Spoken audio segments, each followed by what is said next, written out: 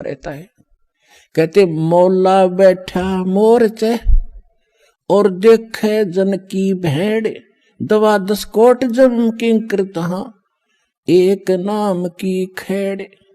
अब जैसे यहां आपको तरीके बताए जाते हैं, उदाहरण और एग्जाम्पल दे दे के, कथा सुना के, कि परमात्मा जब तपस्या पर आए काल के इस लोक में, तो धर्मदास जी को परमात्मा बता रहे हैं कि जब मैंने उस काल को ये कहा, परमेश्वर कबीर जी बता रहे हैं कि जब मैंने उस काल को ये कहा कि मैं नीचे जाऊंगा और सब जीवों को बताऊंगा तो भगवान नहीं है,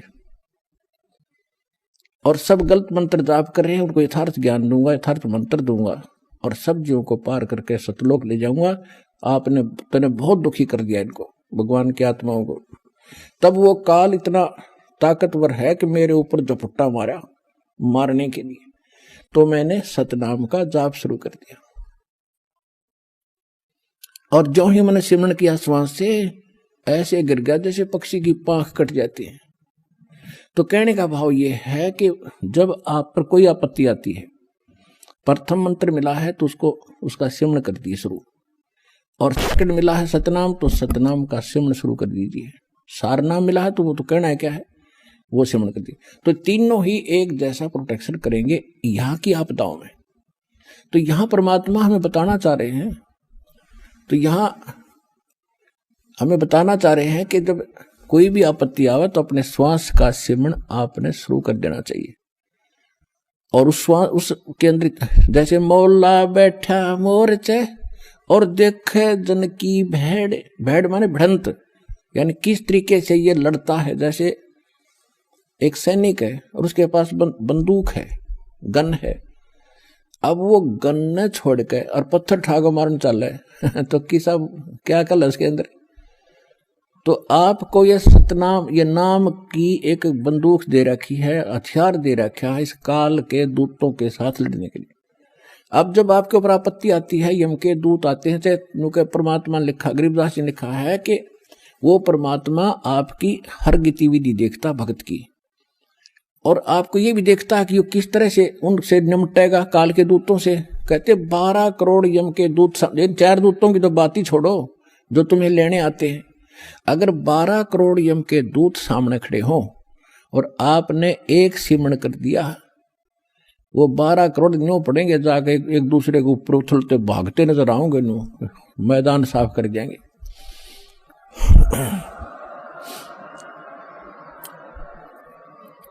अब कहते हैं मौला बैठा मोरचे, मौला माने वो परमात्मा अपने स्थान पर देखा, और आप बैठे, मौला बैठा मोरचे देखे जन की भेड़। जो मोर्चे में भक्त बैठा है, यानी मोर्चा है हमारा हर काल का, उसके साथ हम लड़ रहे हैं, संघर्ष कर रहे हैं, भक्ति कर रहे हैं, सिमरण कर रहे हैं।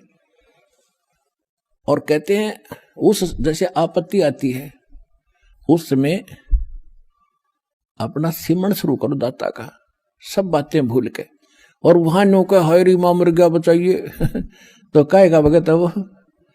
तो परमात्मा ये देखता है कि वहां आप कैसे, कौन सा फार्मूला अपनाओगे, तो वो तरीके आपको यहां बताए जाते हैं।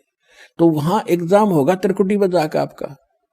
तो यहां परमात्मा कहते मौला बैठा मोरचा देखे जन की भेड़, आपकी लड़ाई देखता है, भिड़ंत देखता है, यो कैसे मुकाबला करता है, बंदूक धर के पत्थर ठाता है या बंदूक दिखावा है, तो फिर ज्यादा फर्क पड़ जाए, बंदूक दिखाते हैं। तो सिमरण स्वरूप नाम के सिमरण से संकट टलेंगे। और कहते हैं 10 कोट जम किंकर जहां 12 दूत यम के दूत सारे के सारे आपके सामने आ जाओ, और एक नाम की खेड़, खेड़ माने टक्कर नु मारा सब गिरता चल तगड़ा आदमी होता है। तो ऐसे वो मंत्र की इतनी जबरदस्त शक्ति है, क्योंकि ये ज्ञान जो बोला गया था सिंपल और अनएजुकेटेड व्यक्ति थे, उनको सिंपल लैंग्वेज में समझाना था। तो वो परमात्मा आपकी भिड़ंत यानी आपकी एक्सरसाइज देखता है कैसे कर रहा है। तो वो जैसे इस दास के साथ आप व्यवहार जैसे आप यहाँ डिमांड करते हो, तो धीरे धीरे देखो प्रथम बार को भक्त आता है उसको तो कंपलसरी है, वो तो मांग गएगा, और ये भगवान देगा ही देगा, इसके घर में कोई घाटा है कोई नहीं। ज्ञान इसलिए दिया जाता है कि तू क्या मांग रहा है उतना मांग ले जितनी तुझे जरूरत है, और बाकी भगवान पर छोड़, उसने क्या पता नहीं मेरे बच्चे को क्या आगे आवश्यकता है। आगे तैयार खड़ा पाओगा आपका, आपसे पहले खड़ा मिलेगा, इसको किस चीज की आवश्यकता है। पति भरता जमी पर जो जो धर पाओ, समर्थ झाड़ू देत है ना काटा लग जाए। तो आप उसके हो गए, तो फिर आपके जीवन रूपी सफर में झाड़ू लेकर कहते मैं उसका दास हूं। दास किसे कहते हैं? गुलाम को।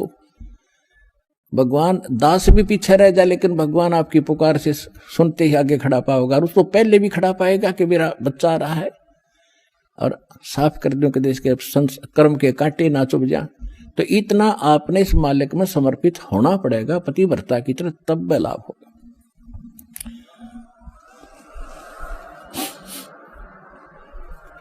जब आप त्रिकुटी पर पहुंचोगे, अब जैसा भाव आपका यहां है, जैसे सोपन में भी फिर ऐसा ही करते हैं, जैसा आप अपने जागृत जीवन में कर रहे हो दिन में, ऐसा ही आपका फिर स्वप्न होगा। ये स्वप्न दिन में कोई केले बेचे रेडी लगा के बाजार में, वो करता ले 10 के 20, 10 के 20, 10 के 20, 8 के 20, 8 के 20, ऐसा नहीं मिलेगा। तो सपने में फिर वो नहीं बोलेगा ले 10 के 20, 10 के 20। तो अब जैसा रिहर्सल आप यहाँ कर रहे हो, जब आपकी मृत्यु होगी आपको स्वप्न होगा, और उस स्वप्न में आप जो यहाँ कर रहे हो वही वहां बोलोगे जाके भगवान के दरबार में, भगवान के सामने। तो इसलिए पहले देखो, ये तो मालिक है, आपको टाइम देगा पूरा, आपकी उम्र बढ़ाओगा जब भक्ति नीत रखोगे तो, और तब तक आपकी यहाँ की संसारिक सुविधा भी सारी सेट कर देगा, क्योंकि उसको मालूम है ये जीव है। और कितना ज्ञान सुना ले जब तक, अब सीधी सी बात है, जब तक पैर में काटा है इतना कितनी सलाह दे ले जूता पहन ले, जूता पहन ले, कतई नहीं पहन सकता। वो तो काटा काट निकालना ही पड़ेगा जब जूता पुराना है। तो ये दास आपसे भक्ति करावेगा तो आपके ये कर्म के काटे ये दुख जरूर दूर करेगा, ये गारंटी समझे।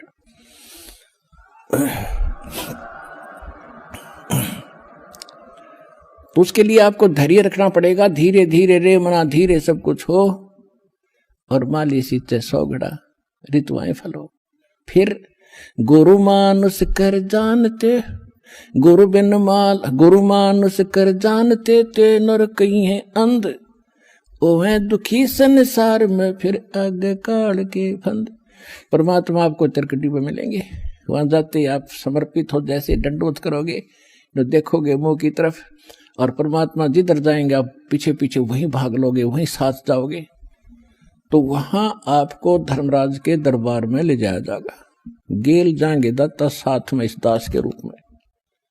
भाई कर ले गुरु वकील मुकदमा भारी है।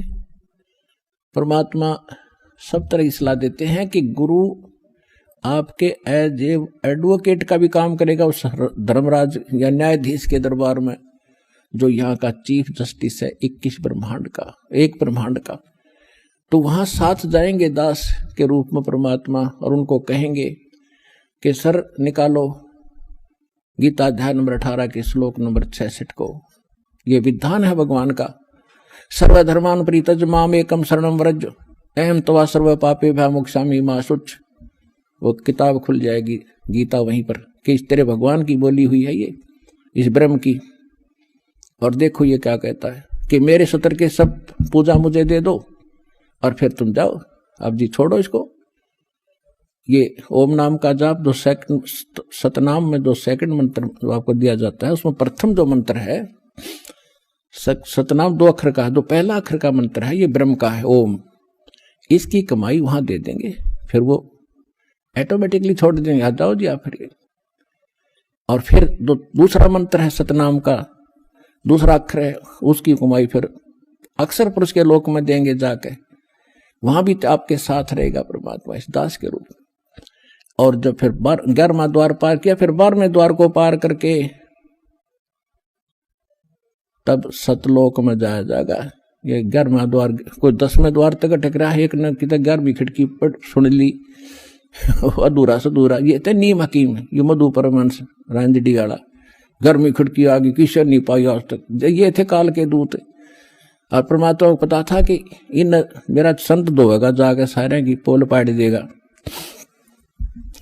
तो वो 12वां द्वार पार करके सतलोक में प्रवेश करेंगे, और तब वहां चले जाएंगे जहां लौटकर कभी नहीं आते। तो परमात्मा की भक्ति और साथ में गुरु का यूं सहयोग आपको सदा बनाए रखना पड़ेगा। गुरु को सिर पर राखियो, गुरु सौंप्या सिर सौंप्या गुरुदेव को, सफल हुआ ये शीश नित्यानंद इस शीश पर आप बसे जगदीश। कोटि जीव कोटि शीश तन दे लिए, जमराजा की फेंट एक शीश दे के देख ले, सतगुरु अपने की भेंट। कहते इस काल को तने असंख्य शीश दे दिए, कित बेमौत मारा तेरे को, और एक शीश गुरु को देकर देख सतगुरु को। शीश देने का मतलब ये नहीं काट कर देना। एक गुरु शिष्य थे और गुरु उनको पढ़ा करते थे, बेटा गुरु की आज्ञा का पालन होना चाहिए, गुरु को भगवान के तुल्य मानना चाहिए। एक दिन उस गुरु ने परीक्षा लेनी चाहिए और कहा कि भाई आज मैं आपसे एक आदेश करता हूं। 5-7 भगत थे गुरु चेले, तो सब चेले कहने लगे जो आदेश हो गुरुदेव, कि भी मेरे सिर में 5-5 जूते मारो। अब 5 के 5 सुन हो गए। तो फिर वो याद दिलाते हैं कि गुरु की आज्ञा का जो पालन नहीं करते वो शिष्य फेल होते हैं। भाई देख लो, और तो उठे नहीं, एक खड़ा हुआ, अपना जूता निकाला, गुरुजी के चरणों में बैठ के अपने सिर में मारे 5 पट्टा पट। गुरुजी बोला भाई डांडी मत मारे, तेरे सिर में नहीं मेरे सिर में कहा था मैंने, मेरे मार। तो उस विवेकशील चेले ने कहा जी ये दास का शीश भी तो आपका ही है। तो कहने का भाव ये, आपने ऐसे समर्पित और विवेक से होना पड़ेगा, तब गुरु बिना आपका मोक्ष नहीं। और गुरु आपको मिल गया, आप कल्याण कराओ, अपने परिवार को लाओ, और जहां तक संभव हो सके इस ज्ञान को फैलाओ।